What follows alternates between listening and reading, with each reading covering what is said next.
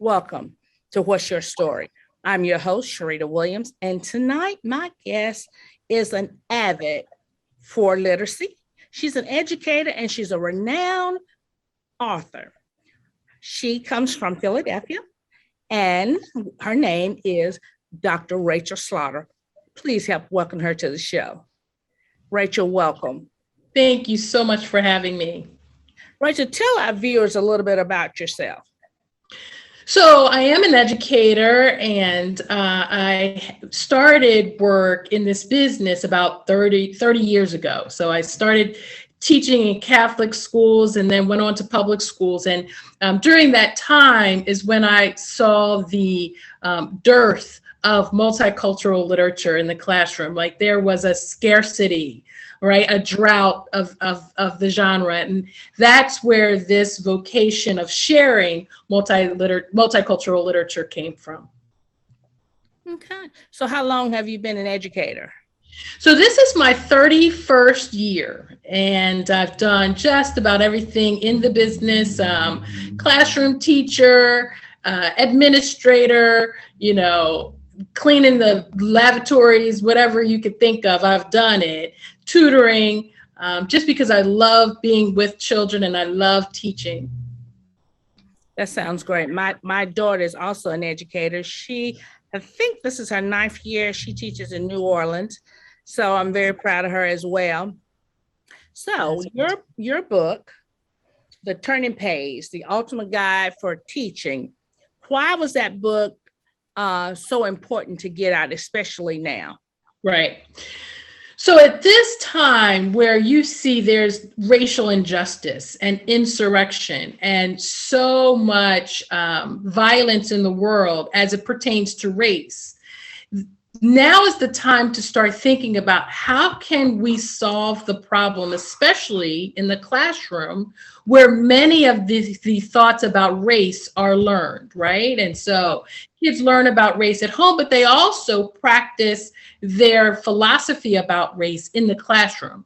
It's the teacher who has to guide the child in their thinking about race relations, right? And so this book, Turning the Page, The Ultimate Guide for Teachers to Multicultural Literature, is the perfect vehicle to teach teachers how to choose multicultural literature that will help children learn about culture and race. So do you have a copy of your book that you can show our viewers? I do. So this textbook. Yes, this is a textbook that comes in both paperback and hardback. And I think it's wonderful because not only does it include lots of narratives about how multicultural literature is wonderful for the classroom, but it includes a lot of research and statistics and information that proves the benefits of multicultural literature. Right. So explain the reason why you think there's a lack of diverse literature in our public and private school across the nation. So I don't know if a lot of people realize the pathway that a person needs to go through in order to become an educator. And so to be certified, especially in Pennsylvania, you need to go through what's called a teacher prep program. Many of the teachers you see in the classroom today, especially in PA, have not gone through teacher prep programs. And those who have, very few of them have learned about multicultural literature, especially in their teacher prep programs. So they are missing the opportunity to learn about the genre. And so when a book about someone of color comes up in the classroom, they don't even know how to approach it, Dr. Williams. And it's sad to see how often they stumble over books by people of color about people of color. So being that you are a woman of ethnic color, yes, I am. When given a choice, and I see that over and over again, like when teachers, whether they are the minority or not, when they're given a choice to select a diverse literature, why, as a part of their curriculum, why do many educators kind of shy away from that? Yeah. So especially in private schools and often in public schools as well, teachers and administrators actually have the opportunity to choose the literature that's part of their curriculum, especially in what's called the upper school or high school arena. The English department and the department chair are instrumental in choosing the literature. So they have their hands on it. They're able to make the selections. Many of them shy away because they've not had that background in school, right? They did not learn about our writers of color. They did not explore the genre. So they're completely foreign to the information, right? Secondly, many of them have difficulty in talking about race. They never took classes in race and race relations and ethnic studies in their teacher prep program or in their undergraduate program. So there are two problems right there, two huge obstacles. Next, I think oftentimes they find it difficult to explore race and race relations with their students because students are not used to talking about race in the classroom. It is one of the most taboo subjects, right? And despite there being such a vast array of cultures in the classroom, most of the teachers in this industry are white. The industry is made up of 87% white females in the classroom. The dichotomy, though, between the classroom teacher and the classroom arena is amazing because by 2025, more children of color will be in the classroom, right? Most classrooms will be diverse. So there is no longer that landscape of white teachers teaching white children. There is now the landscape of white teachers teaching a diverse population. And as far as I'm concerned, that teacher, without the information about multiculturalism, multicultural literature, they do not speak the language needed to teach these children. Absolutely. So do you think that is a reason why in a diverse setting, and as you say, the diversity keeps growing and growing and growing, and by 2050, we'll go from being the minority to the majority. Absolutely. The way cultures are intermingling. Do you think that's why children of color suffer with like low self-esteem or making poor judgments because they don't see them? Sure. Yes. It's very sad to say. I have been a guest in many classrooms. I have been the part of the staff of many schools. And what I see when there is the dichotomy between the teacher and the student culturally, when there is that mixed cultural relation, I see that often white teachers have difficulty relating to students of color. And so in doing so, they make the work about them as the teacher instead of the work about teaching the children. Because if you're trying to teach the children, then your job as the teacher is to get to know the student. Where do they live? Who are their family members? How do you address them, right? What's the neighborhood like? Where are the stores where they frequent? Many teachers are aliens to the environment to where they teach. Often new teachers, especially white teachers who are very new to the business, will get a job in the inner cities because the need for teachers is so great, because the turnover is so great. So if the industry is made up of 87% white female teachers and the first job they get is in the inner city, you are guaranteed most students of color, especially African-American students, are being taught by a white teacher who has never had experience with more than 5 African-Americans in their lives, right? So that right there is a problem.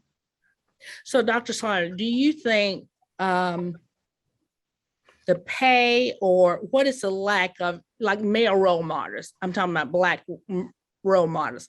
How can we get more Black teachers or Black males in the classroom? Because that's needed. That is a need.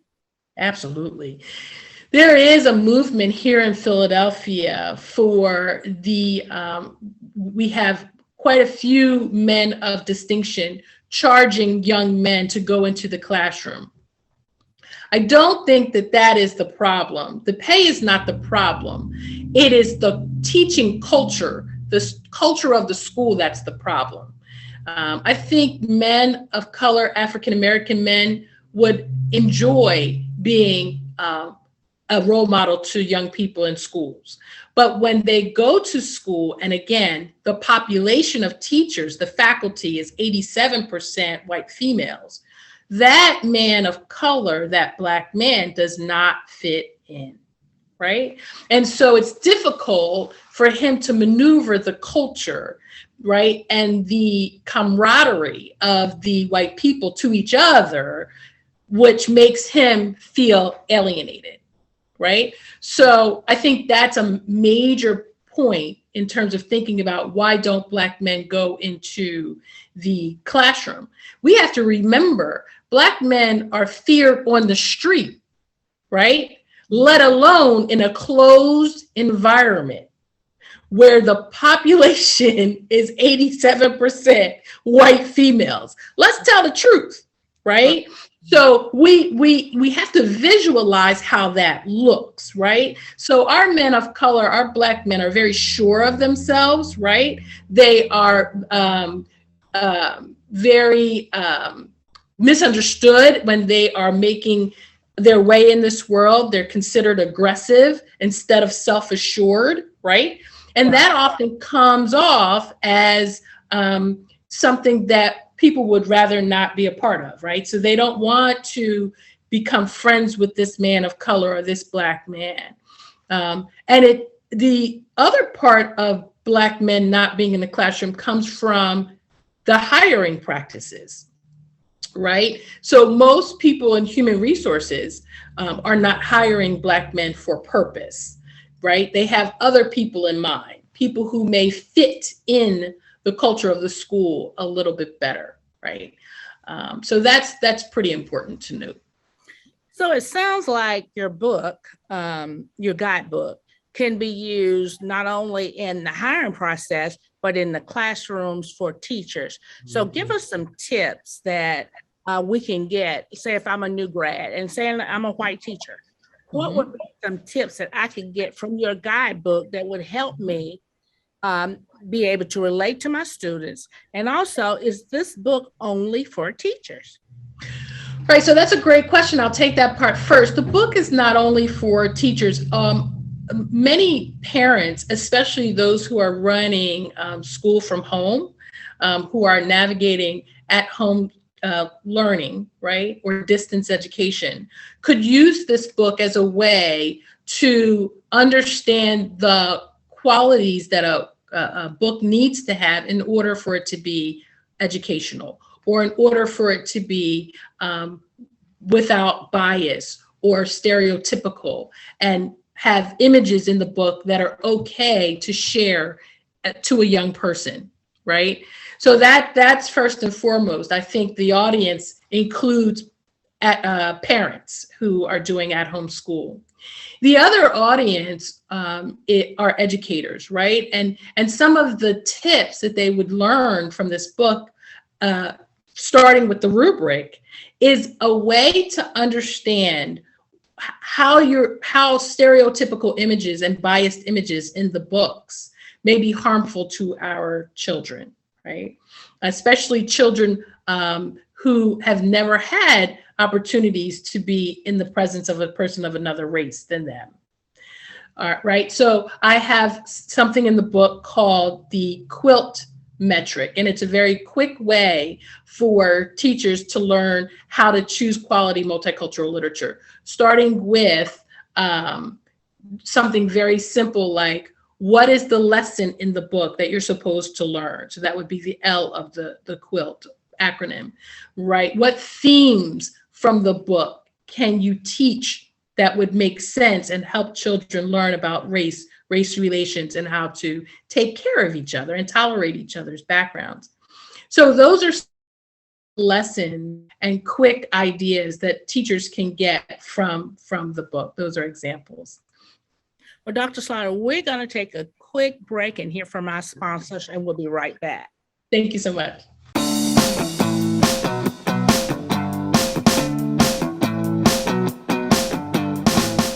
Mr. Happy Living here. I love good things made for good people. That's why I love Happy Living's online e-course. It's an 8-week-long deep dive into you and the inspired life you want to live. The life you were put here on this earth to live. The one that you and only you can live. 8 weeks of lectures and ideas and topics and supporting materials and powerful self-improvement tools. All designed for you. All designed to help you create the tools and the power and the confidence you need to discover your purpose and to discover the life you were meant to live, and to feel incredibly inspired and motivated to decide you will live your life to its fullest. It's all designed to help you create the unique and distinct philosophy of you and your inspired life. Go to happyliving.com, select our e-course, and save $100 with promo code WYTV7. And for every enrollment, I'll donate another $100 to WYTV7. For $300 and about 30 hours, I promise you'll never, ever be the same again.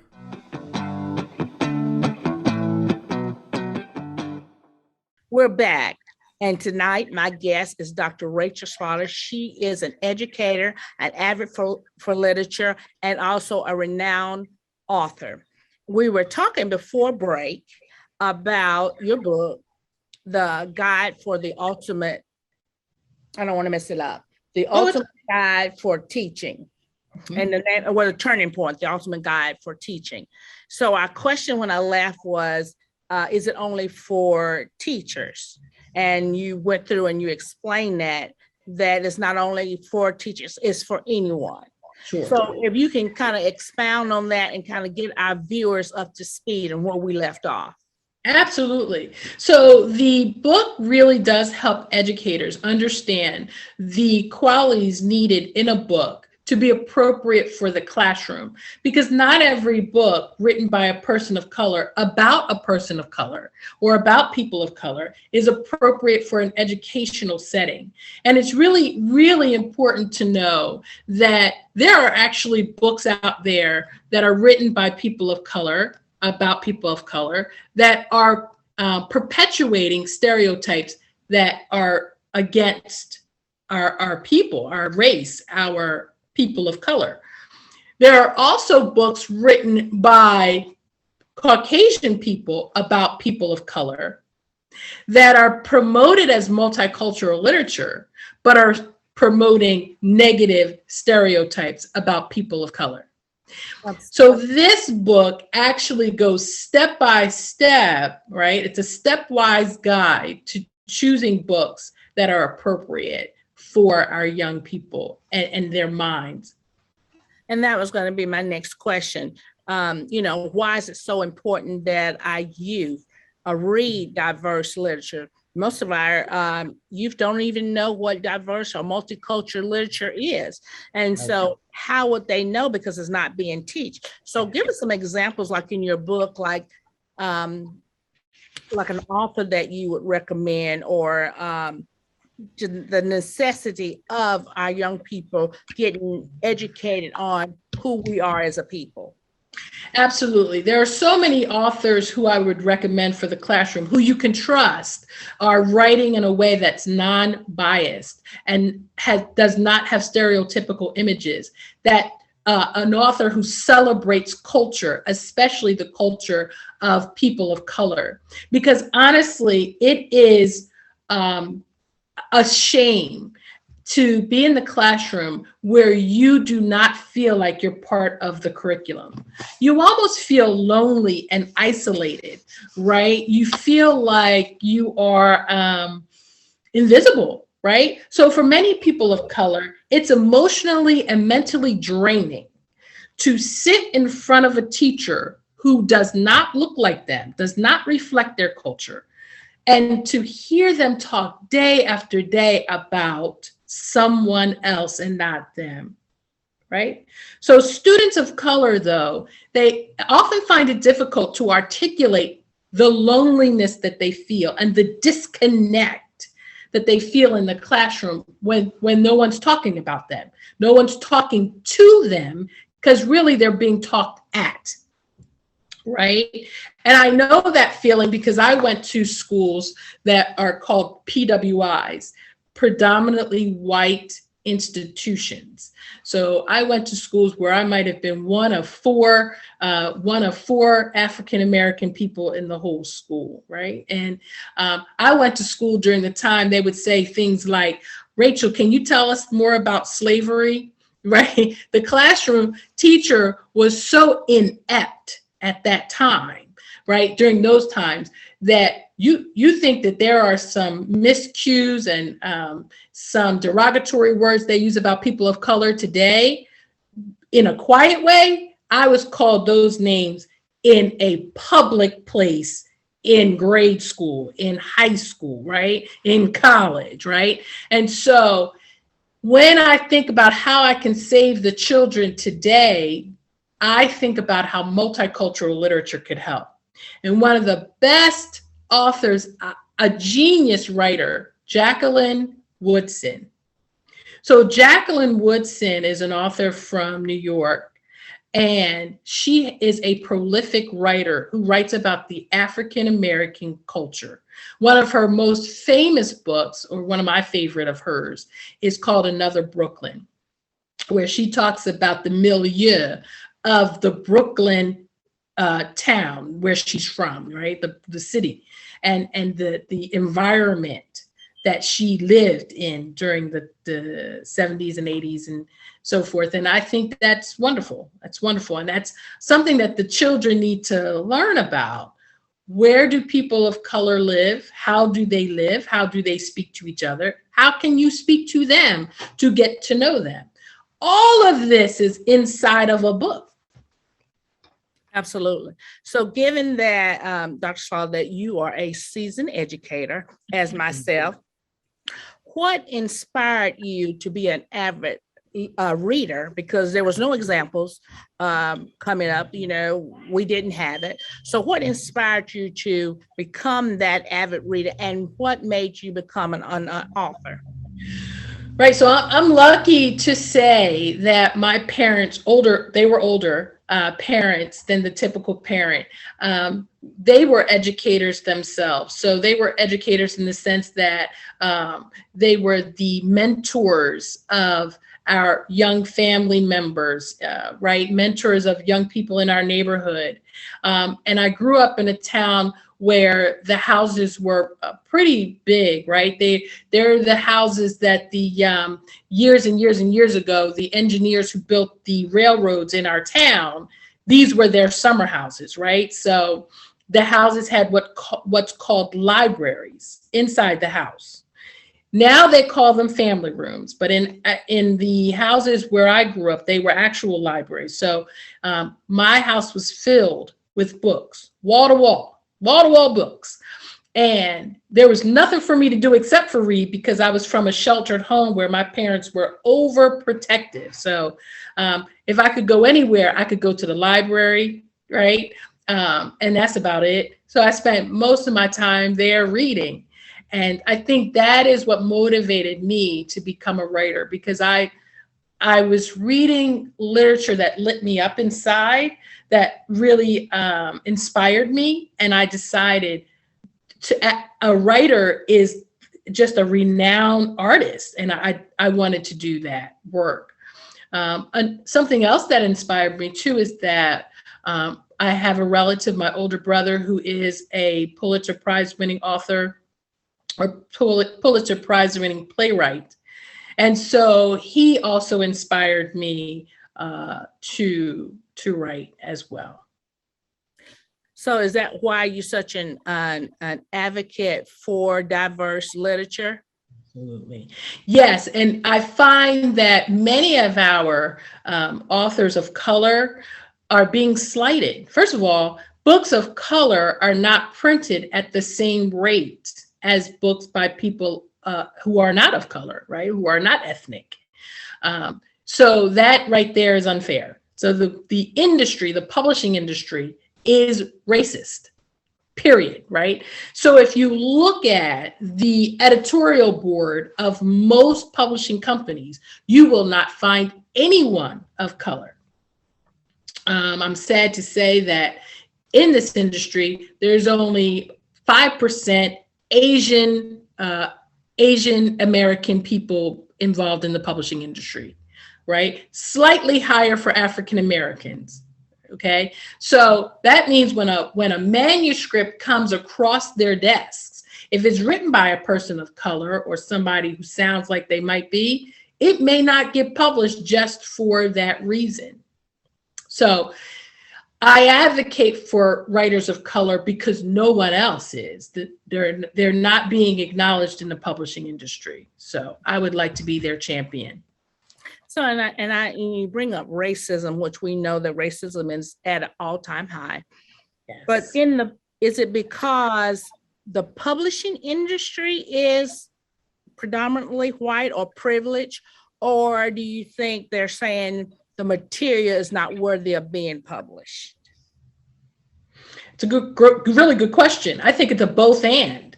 I think they are afraid of the material because the material exemplifies and amplifies our culture as people of color.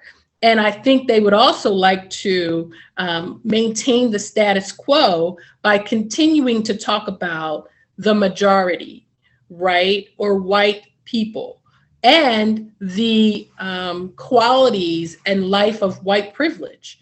That's what I think. And they also are not familiar with our culture, right? And would prefer not to have to think about it or understand it or find a way that humanizes us. Because if books by people of color about life as a person of color becomes popular and part of the mainstream, you or people who are not ethnic or are not African American descent or other cultures may begin to love us and understand us. And then what's going to happen, right? So if Mary Jane, a white girl, begins to understand the gem that a Black man is, might she marry him? And might that cause a problem, right? So we have to remember that the classroom is built on literature. It's built on reading, it's built on images, it's built on information. And if that information continues to move the status quo, that doesn't help us as people of color.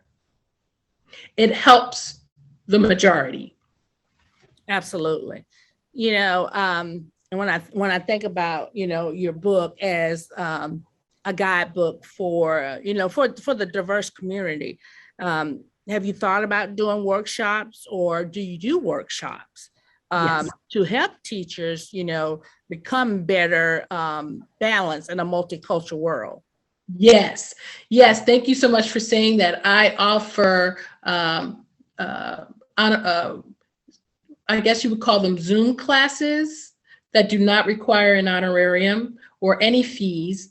People can log on to the Zoom call to hear information about what I'm doing and how multicultural literature benefits the classroom. Also, they can look at my television channel called literacyuniversity.tv to see some podcasts that I've done that also gives a lot of information about multicultural literature and its benefits. Okay. So give us that website again for that they can log on your Zoom call. Yes. So literacyuniversity.tv has a host of podcasts and informational TV that I've done to help educators find and secure multicultural literature for the classroom.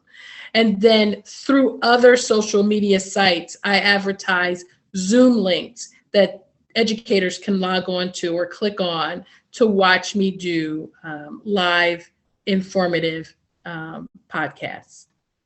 So Dr. Slaughter, you are so passionate about education and, and just in general about life.